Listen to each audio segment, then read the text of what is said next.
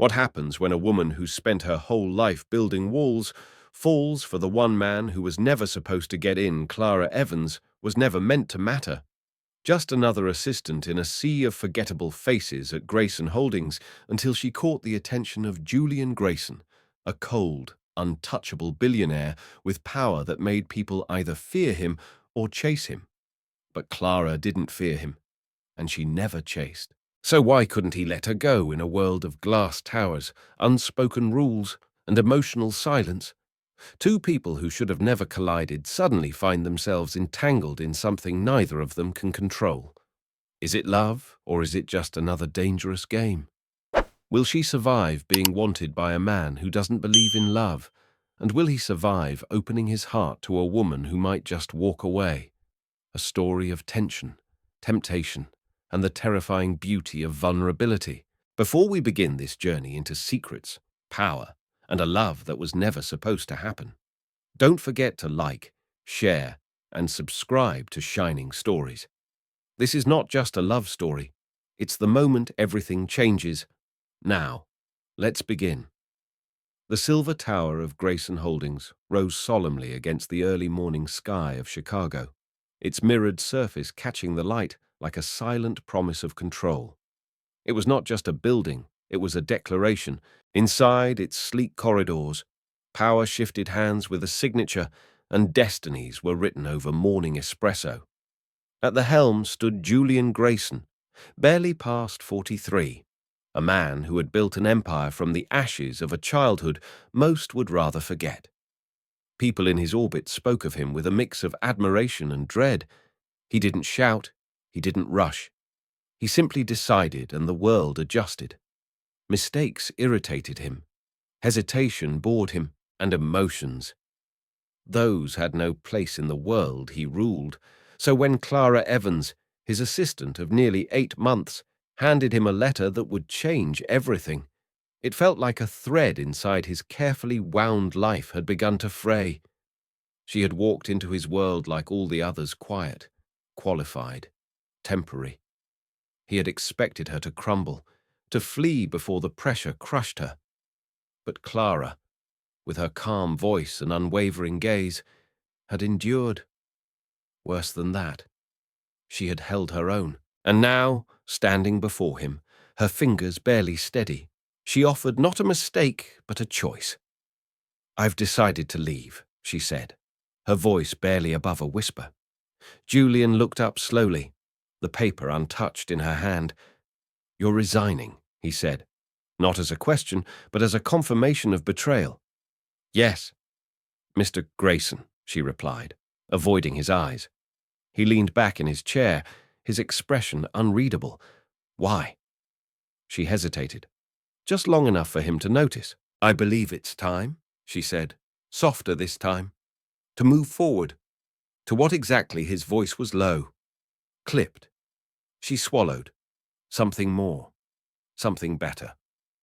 He let out a breath that wasn't quite a laugh. "Better. Do you have any idea what people would trade to be where you are?" Clara's gaze finally met his. "I'm not most people." And that, Julian knew, was the real problem, because he didn't let go of what was still his. And Clara Evans was not finished business. She thought that would be it.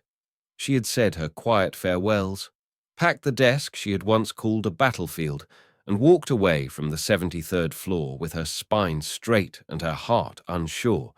But the next morning, when she returned only to collect her last paycheck, something waited for her on the receptionist's desk, sleek, heavy, and unmistakably deliberate. A new contract, with her name in bold across the top. She read it once, then again. Her hands began to tremble. A year, not a trial, not a suggestion, a binding agreement, a salary triple what she had been earning, non-negotiable terms, no exit clause. At the bottom, his name was written with the same certainty he used to close billion-dollar deals. And just above that, a single line that turned her blood cold. "Refuse this, and your career in this field is over." Clara stood still, the paper weighing more than it should. She had walked away from Julian Grayson, but somehow He had rewritten the rules again. And now, she wasn't sure if she had been given an opportunity or walked straight into a cage made of glass. Clara had underestimated him. She truly believed she could leave, believed she could hand in a quiet letter and disappear like so many before her. But Julian Grayson wasn't the kind of man who let things slip through his fingers, especially not her. That evening, back in her dim apartment, she sat at the edge of her bed. The contract opened across her lap like a verdict. The words blurred together, but the meaning was razor sharp. 12 months. No clause for withdrawal. Triple salary.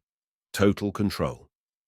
With a breath that shook the quiet room, Clara picked up the pen and signed her name. Monday came too soon. The revolving glass doors of Grayson Holdings felt colder than she remembered. Her footsteps echoed against the marble floors, met with glances that darted away the moment she looked up. It was as if everyone sensed what she had become, an unwilling piece in Julian Grayson's game. She was led to the highest floor, his private world. Until now, it had only been a distant concept, a place spoken about in rushed whispers. But today, it was her new reality. She was no longer a secretary. She was his personal assistant, and that changed everything. The elevator doors opened with a soft chime, revealing a vast room of glass, steel, and silence. At its center sat Julian, behind a desk so large it seemed to anchor the room. His tailored charcoal suit framed him like armor, and the moment his gaze met hers, Clara felt the air shift. "You're late," he said, voice low and smooth. She blinked, glanced at her watch. "It's 8:55. I was told to arrive by 9. A flicker of amusement passed through his eyes, barely there. "You should have been here by 8. Her jaw tensed. "That's not in the agreement." Julian leaned back in his chair, watching her as though she were a riddle he hadn't quite solved. "Agreements are formality. Miss Evans, I value loyalty over ink on paper." Her grip tightened around the folder in her hand. "Then perhaps you shouldn't have backed me into a corner if loyalty was what you wanted." The silence that followed pressed against her chest, and then to her disbelief, he laughed, quiet, low, like it surprised even him. "You think I forced you," he said, rising from his seat with a grace too precise to be casual. "But be honest with yourself. Clara, did you really have another option?" She hated him for being right. She had bills, family to support, a life not built for risk. He had left her no exit, and both of them knew it. Still, she met his stare without flinching. "Then what is it you expect from me?" Julian walked toward the window, his hands clasped behind his back. The city unfolded before him like a chessboard. "You were exceptional in your role," he said. "You followed rules. You stayed composed. But this one is not about following. It's about being seen, heard, trusted." She crossed her arms. "And what exactly does that mean?" He turned, and when he spoke, his voice held something she hadn't heard before, something deeper, darker. "It means you're mine now." Her breath caught. It wasn't the words. It was the way he said them, like a claim, not a statement, like this had never really been about work, like she had just crossed a line she didn't even know existed. The days that followed were a quiet war. Clara quickly realized that working beside Julian was nothing like working beneath him. He didn't simply demand results, he expected them before the words ever left his mouth.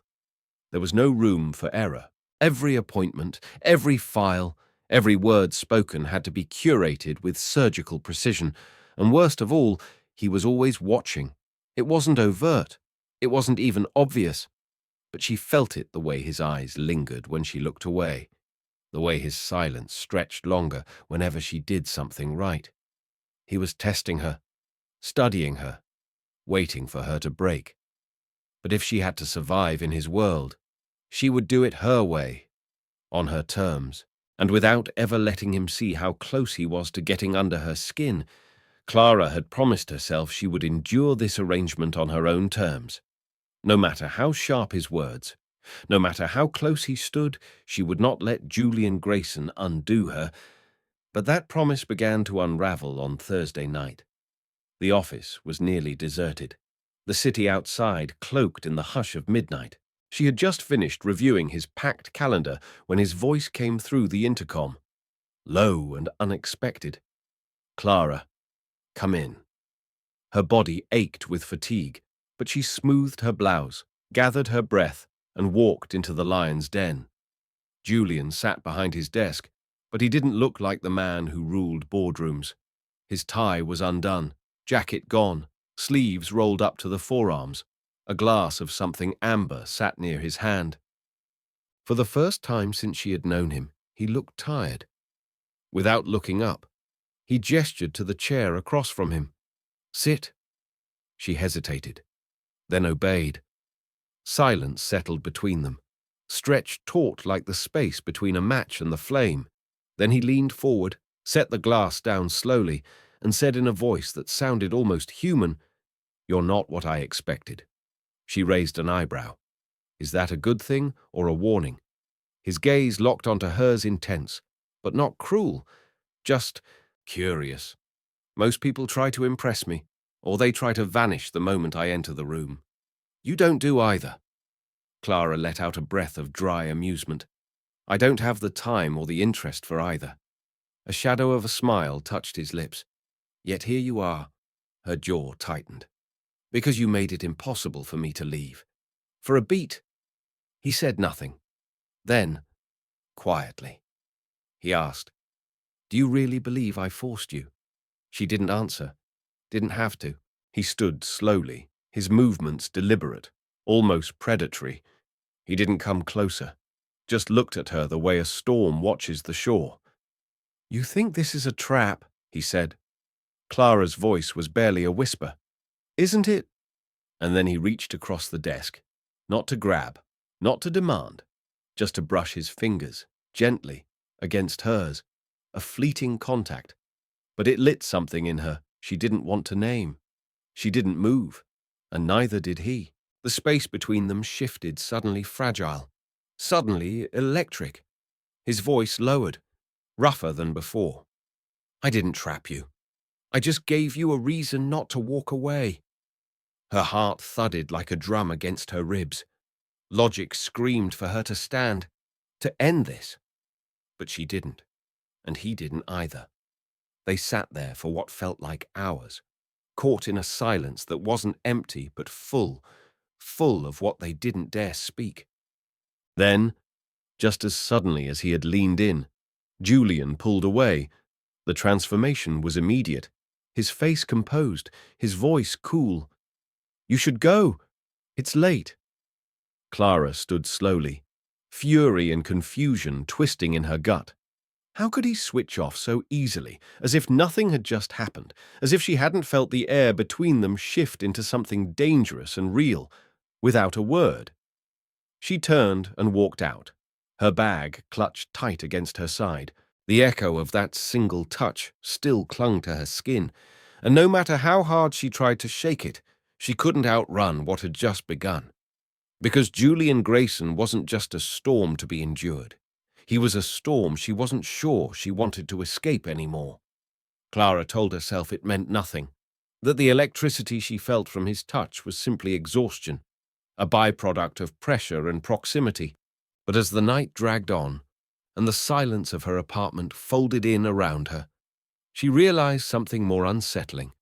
She couldn't stop thinking about him, and that terrified her more than anything else.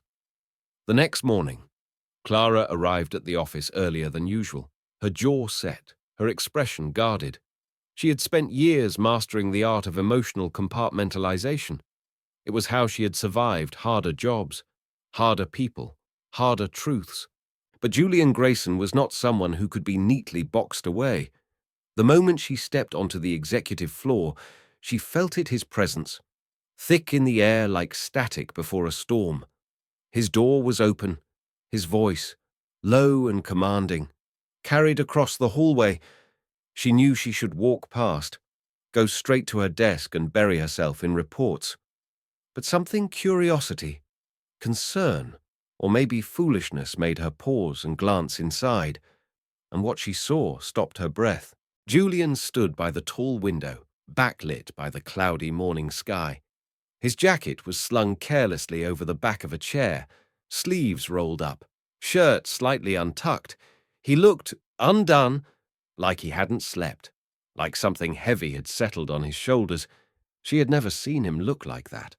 Before she could second-guess herself, Clara lifted a hand and knocked gently on the doorframe. His head turned immediately, eyes sharp and alert, for a brief heartbeat. Something shifted in his expression. Surprise, maybe even softness, but it disappeared as fast as it came. "Clara," he said, his voice still rough from the call. "Come in." She stepped in quietly, placing a stack of neatly organized documents on his desk. "You look awful," she said before she could stop herself. One brow rose. "Good morning to you too." She crossed her arms. "Did you sleep at all?" A faint smirk pulled at his mouth. Concerned about me, she rolled her eyes. "Hardly. I just prefer not to deal with a CEO who's sleep-deprived and irritable." He chuckled softly, and for once it wasn't mocking. It was almost genuine. "I've had a lot to deal with," he admitted. She hesitated, then took a breath. "You know, you could let someone help." He turned his full attention on her, then eyes sharp, unreadable. "And who exactly do you have in mind?"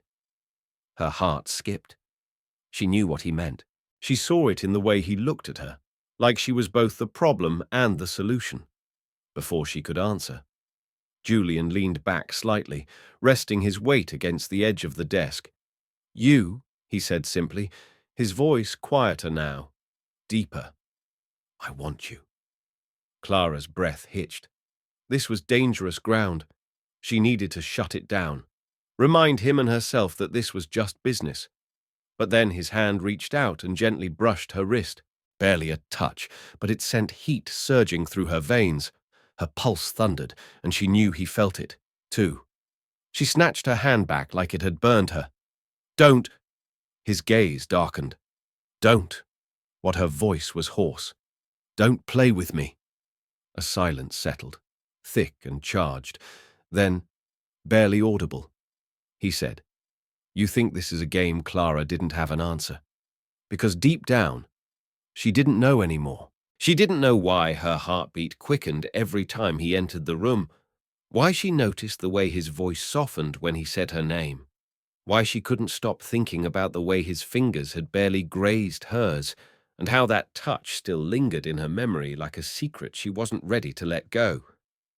The tension only grew worse in the days that followed. Clara tried to act like nothing had changed, clinging to professionalism like armor, but she felt it. The way his eyes lingered on her when he thought she wasn't looking. The way the air thickened when it was just the two of them in the same room. And it wasn't just her who noticed. One afternoon, a co-worker leaned in and whispered with careful curiosity, "Did something happen between you and Mr.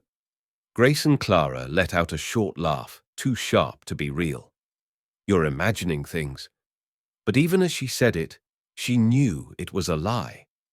Then came the gala, a formal charity event hosted by the firm, a night of suits, silk, and silent auctions. Clara hadn't expected to attend. She certainly hadn't planned to, but just hours before the event, Julian had made it clear, with one look and a simple directive, that she would be by his side. And so she found herself beneath the high ceilings of the Ravendale Grand Ballroom, her borrowed dress flowing around her like a second skin, the air thick with perfume, music, and tension. She didn't need to search the crowd to find him. She could feel his eyes on her the moment she stepped into the room, and in that moment, Clara knew something with absolute clarity, whatever this was between them. It wasn't finished. The ballroom shimmered under golden chandeliers, filled with champagne flutes and murmurs that clung to the air like perfume. But Clara didn't hear any of it. Not the music, not the laughter, not even the distant calls of her name. Because every time she lifted her eyes, Julian Grayson was already watching. His gaze didn't waver, didn't soften. It simply waited. She needed to breathe. Escaping to the terrace, she let the cold night air kiss her cheeks, hoping it might clear her thoughts, but the relief was short-lived. She hadn't been alone for more than a heartbeat before his presence slid in behind her, silent, warm, certain. Running away, his voice was low, amused. She turned slowly, pulse pounding. "Don't flatter yourself," she muttered. A faint smile ghosted across his face. Too late. Then silence, the kind that hummed between two people standing on the edge of something irreversible. And then he reached for her, not with force, not with urgency, but with a quiet conviction that made her knees weak. His fingers brushed against her jaw, lifting her chin gently, deliberately. "Tell me to stop," he whispered. She should have. Every logical cell in her body screamed that she should, but she didn't. She couldn't. And then he kissed her. The world slipped sideways. The city vanished. Time dissolved. There was only Julian, his breath, his skin, his mouth against hers like a question he already knew the answer to. His hand moved to the small of her back, steady and sure. The other cupped her face with a tenderness that broke her open. She felt everything, the heat of him, the strength, the restraint, the hunger he tried so hard to bury. She should have pulled away, should have reminded him and herself that this was wrong, that this was a mistake. But then his fingers slid into her hair, deepening the kiss, and Clara, who had spent nearly a year pretending she was untouchable, finally shattered. Her hands gripped the fabric of his jacket like it was the only thing keeping her standing. He tasted like power and whiskey and something she would never be able to forget. Just for a second. She let herself fall. Just this once. And then, like cold water crashing over her, reality returned. She gasped, breaking the kiss and stumbling back. Breath caught in her throat like it had been stolen. Her fingertips still tingled. Her body ached with confusion. Julian stood there, chest rising and falling, his usually impenetrable gaze now dark with something dangerous, something possessive. But he didn't reach for her again. He didn't need to. They both knew it wasn't over. Clara's voice shook. I have to go." His jaw tightened. "Clara, don't please," she whispered. And for a moment, she thought she saw something flicker in his eyes. Regret. Restraint. A part of him he never showed anyone. Then, to her surprise, he nodded once and let her go.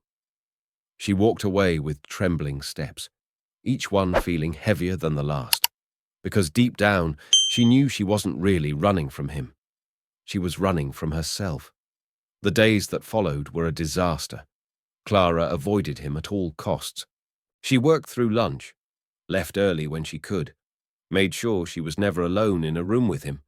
But Julian Grayson was not a man who let silence speak for too long, and he was certainly not the type to be ignored. It was nearly 10 in the evening when she heard his voice, cool and unmistakable, echoing through the still office. "Miss Evans. My office. Now." Her fingers froze over her keyboard. She could pretend she didn't hear. She could leave, delay the inevitable, but she wasn't a coward. So she stood, smoothed her skirt, and walked straight into the storm. Julian was by the window. The city sprawled beneath them in glowing constellations of light. His hands were in his pockets. His back was to her. But she knew he heard her enter. "You've been avoiding me," he said, without turning. She swallowed. "I've been working." He turned then, slowly, and of course, damn him, he looked composed, as if nothing had happened, as if he hadn't kissed her like she was the only thing that had ever mattered. But Clara wasn't fooled. Not this time. He hadn't just kissed her. He had devoured her silence, filled the spaces she had spent years keeping empty.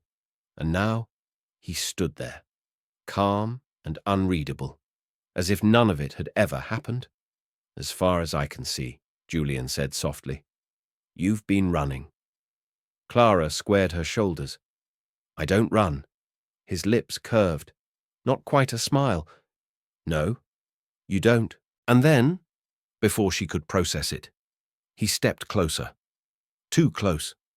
The space between them vanished, replaced by the quiet pull of gravity that neither of them wanted to name. His fingers brushed against her wrist, a whisper of contact, and it set her nerves alight. "Tell me to stop," he murmured. Her breath caught in her throat. "Tell me," he continued, his voice almost gentle, "that you don't want this." She should have. She needed to. But the lie wouldn't leave her lips. Clara jerked her arm away like his touch had burned her, retreating half a step. "This isn't happening." His gaze didn't waver. It already did. Her heart slammed against her ribs. "You kissed me back," Julian said, his voice lower now, sharper. "Why?" She shook her head, her voice trembling. It was a mistake. A long, dangerous pause stretched between them, full of things left unsaid. "Are you sure?" he asked. "Dark and quiet." She wasn't, but she nodded anyway. Julian didn't argue, didn't reach for her again. Instead, he leaned back against the edge of his desk, fingers tapping slowly against the polished surface. "Then let's make a deal." Clara frowned. A deal. He tilted his head slightly. "You want to pretend nothing happened? Fine. Prove it." Her stomach twisted. "Prove what you and me," he said simply. "For 1 month. We work together like none of this ever existed. No distractions. No reactions. You don't flinch when I touch you. You don't freeze when I get too close. You prove to me that I meant nothing." Clara's breath stopped. It was a trap. They both knew it. 1 month, he repeated, his eyes never leaving hers. "And if you succeed, I'll let you go. No more contracts, no more pressure. Nothing keeping you here." Her chest felt like it might shatter. It was insane, reckless. But if she said no now, if she walked away, he would know the truth that she already belonged to him in ways she couldn't admit. So she looked at him, summoned every last shred of defiance, and whispered, "Fine."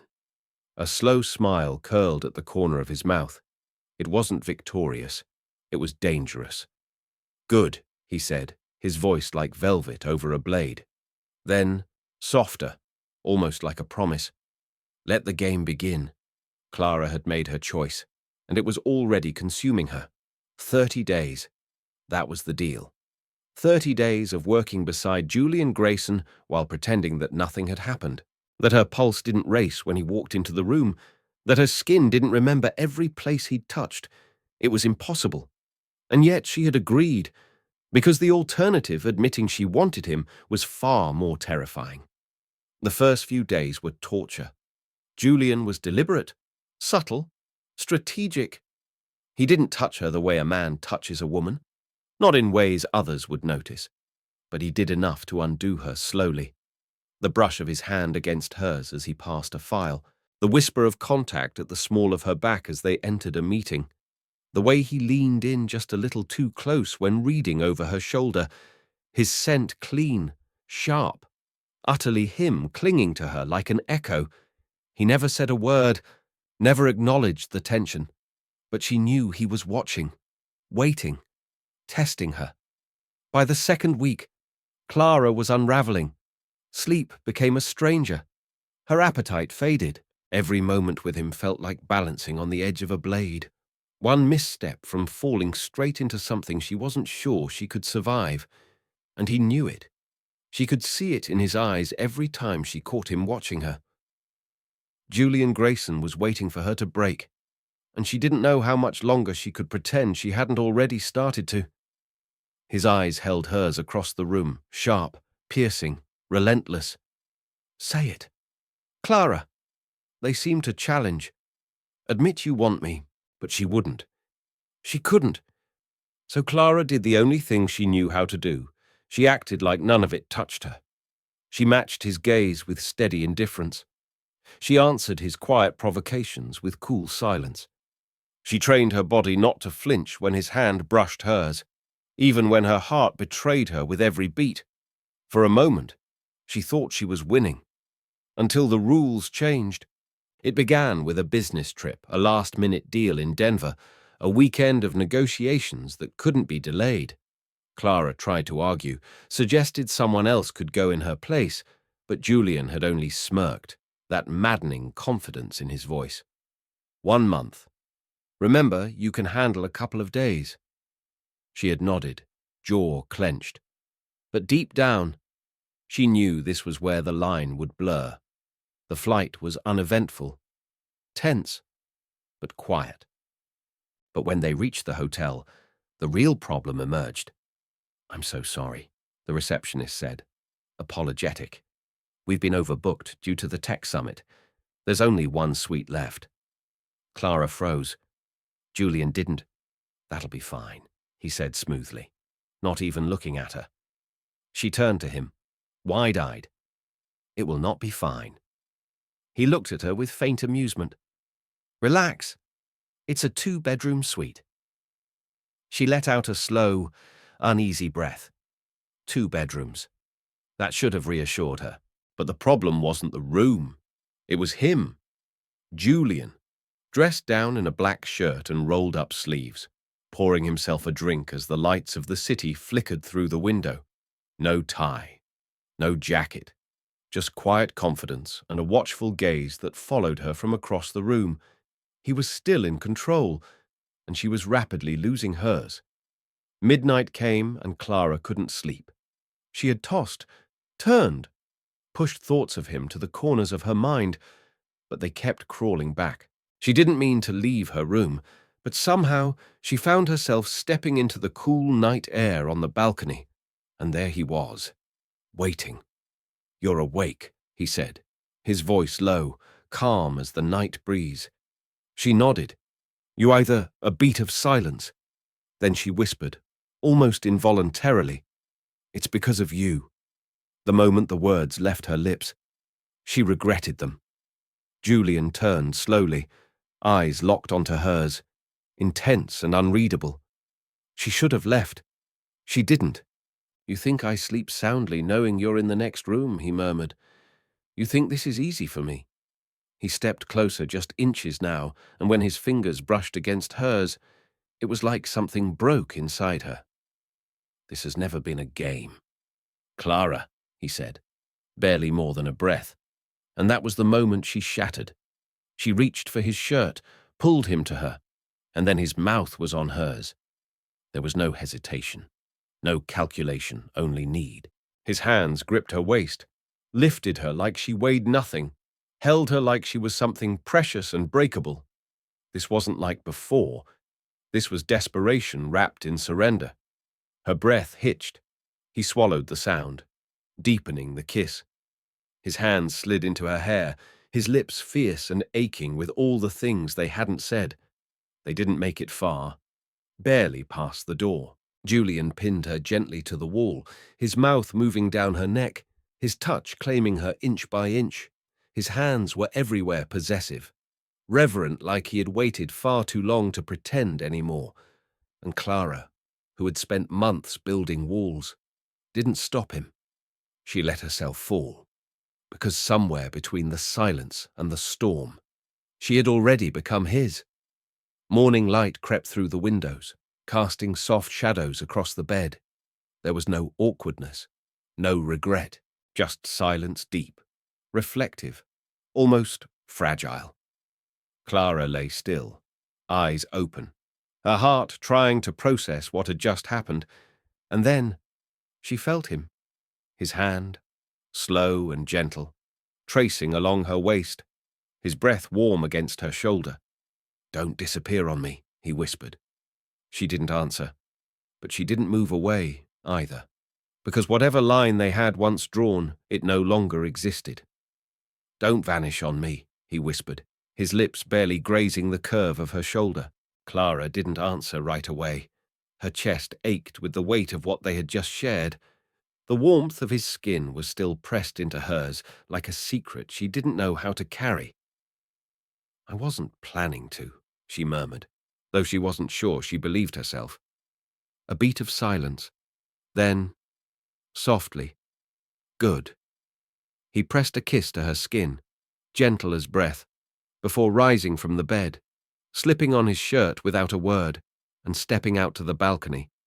Clara remained where she was, wrapped in stillness and sheets and the undeniable truth she had fallen for Julian Grayson, and not in the casual, slow-burn way that stories romanticized.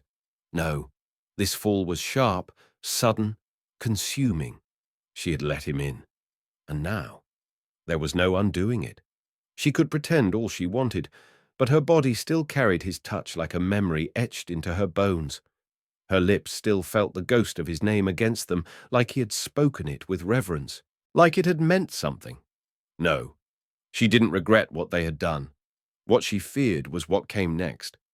Because Julian Grayson wasn't a man built for love, and she was a woman who had promised herself never to lose control again. The flight back to New York was quiet, not strained, not cold, just quiet. Julian was different now, more watchful, not retreating, not advancing, just waiting, for her to say something, to name the thing that had happened between them. But Clara had no words. She stared out the plane window, watching clouds blur into silence, trying to piece together what she had become, because she knew exactly what this was, a mistake, a beautiful, destructive, irreversible mistake. And yet, when the plane landed, and Julian's hand reached for hers, his fingers intertwining with quiet certainty, she didn't pull away, because even if she knew better, even if every step forward would hurt, she wasn't ready to let him go. Not yet. Back at the office, the illusion shattered quickly. There were meetings to lead, contracts to sign, emails to ignore. Life resumed its calculated rhythm, except nothing was the same. They pretended, as they had promised. But the truth was everywhere, in the way his gaze lingered on her across the boardroom table, in the way his hand brushed hers when no one was watching, in the way he said her name softer now, like a secret only they shared. And worst of all, Clara saw it in herself, the way her breath caught when he stepped too close, the way her skin responded before her mind could stop it, the way her heart had already betrayed her again and again. She was slipping, and she didn't know how to stop. It was a Tuesday night late, the office quiet and emptied when everything finally unraveled. Clara was at her desk, fingers hovering above the keyboard, trying to finish a report she couldn't focus on. And then she heard his voice. "Come in." Her pulse stumbled. She stood, unsure, but moved to his door. Inside, Julian stood by the window. His jacket was gone, his tie undone. A glass of whiskey hung from his hand like a familiar ritual. He didn't look at her when she entered. Lock the door. Her breath caught. Julian. Lock it. Clara. There was something in his voice, low, steady, dangerous, and against every warning in her body, she obeyed. The click of the lock echoed like a decision made. When she turned, he was already walking toward her. She barely had time to back up before her spine met the door, and he caged her in. One hand braced beside her head, the other reaching for her waist. "You've been avoiding me," he said. Not accusing, not gentle, just true. "I haven't." He cut her off with a look that silenced her completely. "Don't lie to me." Silence fell between them, but it was heavy-charged. Then, softer. "Tell me you regret it." Clara's throat tightened, her lips parted, but no sound came. He was offering her an escape, a way out, but she couldn't take it, because it would be a lie. She said nothing, and that silence was everything he needed. His hand slid upward, tilting her chin gently, forcing her to meet the full weight of his gaze. "You think I don't feel this too?" he whispered, voice rough, almost angry. "You think I don't wake up in the middle of the night thinking about you?" And suddenly, Clara realized she wasn't alone in the unraveling. Julian Grayson was falling too, and neither of them knew how to stop. Her breath trembled. "You think I wanted this?" Julian's voice cracked with something raw. "I didn't," he said. "God, Clara, I didn't." Her heart twisted. Then why he exhaled, sharp and broken. Because I can't stay away from you. And before she could speak, he closed the space between them. The kiss that followed wasn't gentle. It wasn't patient. It was reckless, desperate, a collision of everything they had denied for too long. She clung to him, fingers gripping the fabric of his shirt like it was the only thing keeping her from breaking. He kissed her like he was drowning, and she kissed him like she was willing to drown with him. The days that followed blurred into fragments of secret moments, fingertips grazing beneath boardroom tables, late-night whispers in his office, too quiet to be heard, the way his hand rested lightly on her back as they walked, as if grounding himself through her presence. But it wasn't just the touches. It was the way he spoke to her now, lower, warmer, like her name meant something he didn't quite know how to say aloud. It was how he opened pieces of his world, slowly, deliberately, letting her see parts of him no one else had. And it was how she let him in too, even though every part of her told her not to, because the closer they came, the more she feared what would happen when the moment inevitably shattered. Because Julian Grayson didn't let people in, and Clara Evans had never survived being left behind. Then came the gala. She had prepared for it like every other event professional, focused, poised. She had promised herself she would keep her distance, that she would remember who he was in the eyes of the world, that she would protect her heart. But the moment she stepped into the room and saw him tall, composed, powerful, his eyes finding hers across the chaos, she knew she was already undone. And when the woman approached him, elegant, familiar, a hand on his arm, her lips brushing words into his ear, and he didn't flinch, didn't pull away. Something inside Clara broke, because in that moment she remembered everything she had worked so hard to forget, who he was, what he could have, and what he had never promised her. She turned, and this time she didn't wait to see if he would follow. The next morning, for the first time since she'd walked into his world, Clara didn't show up to work. She didn't answer his calls. She didn't open her laptop. She lay in bed, eyes fixed on the ceiling, telling herself over and over again that this had been inevitable, that she had always known how this would end, that the only person she could blame was herself. And then a knock, soft at first, then his voice. Clara. Her heart stopped. She stayed still, every muscle locked. Open the door. She squeezed her eyes shut, willing herself not to move, not to hope. Then quieter, softer, wounded. Don't do this. Something in her broke. She rose, feet bare, heart in pieces. She walked across the room and opened the door.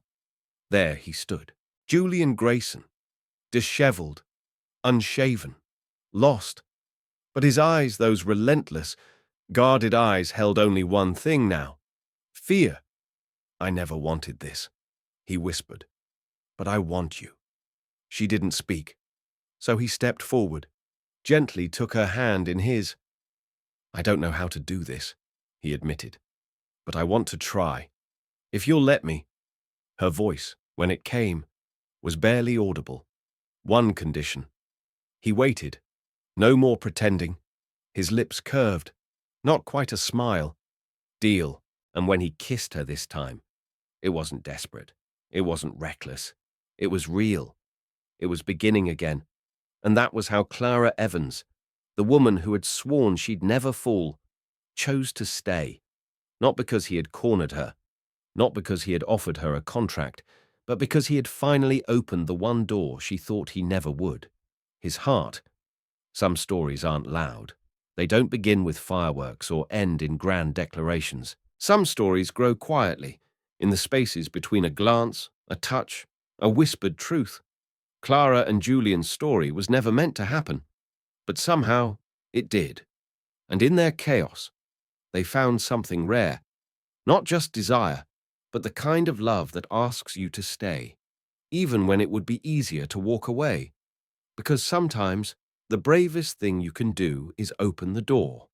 If this story touched your heart, made you feel, made you remember something of your own, Don't forget to like this video, share it with someone who needs a moment of stillness, and subscribe to Shining Stories for more tales that speak to the quiet corners of the soul. Until next time, keep feeling deeply, keep listening closely, and let stories keep you human.